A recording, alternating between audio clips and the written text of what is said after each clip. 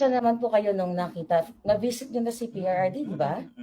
With Kitty? At pagdating niya dun sa ano namin, nagyakapan kami tatlo, tapos sabay kami ni Kitty kumanta ng happy birthday sa kanya. Oh, wow. Dito si Kitty sa kabilang pisngi, dito ako sa kabila, kasi kami kanta ng happy birthday. Yun, Hindi po umiyak si PRRD? Ay, hindi. Kayo po? Kasi sabi ni Inday, wag daw kayo umiyak. Ako pa, medyo ano pa ako. Ano po yung sinabi ni former President PRRD sa inyo? Sabi niya, yung kagaya ng sinabi niya kay VP, sabi niya, there will be a day. There will always be a day of reckoning.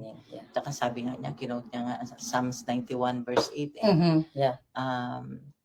I will let you see with your own eyes the destruction and the punishment of the wicked. Yeah. Ang ganda ng promise ng Panginoon.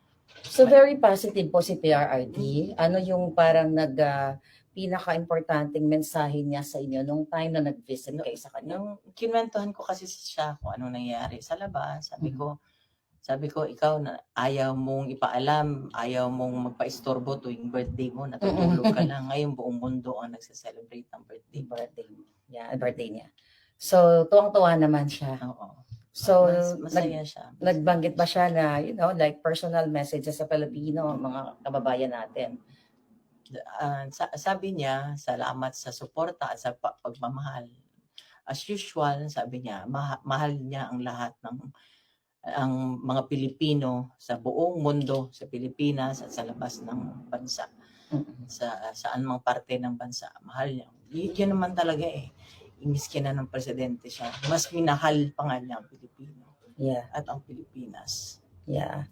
So, ako po talagang nag-travel din ako para ma-witness talaga namin yung, yung pang-aapi sa family ninyo. At lalo na kay Pangulong Duterte. Kitang-kita din naman namin, million tao talaga ang nag-support sa inyo. Pero ako po ay bilang isang just an ordinary citizen, marami ding lumalapit kasi sa akin ng mga tao. Minsan nagpe-pretend na they are connected with you, or I don't know, may mga nung kahapon sa ground nandoon ako, may mga pinaparating sa akin na mga information na may mga taong nangihingi ng tulong in behalf of your family. Inaalaw niyo po ba 'yon? Hindi. Pakiusap ko lang kung sino man ho kayo, huwag niyong gamitin ang pagkakataong ito, ang trahedya namin. Yeah. Kung kayo ay sadyang nangangailangan sa buhay, parang awa niyo na ho, huwag niyo hong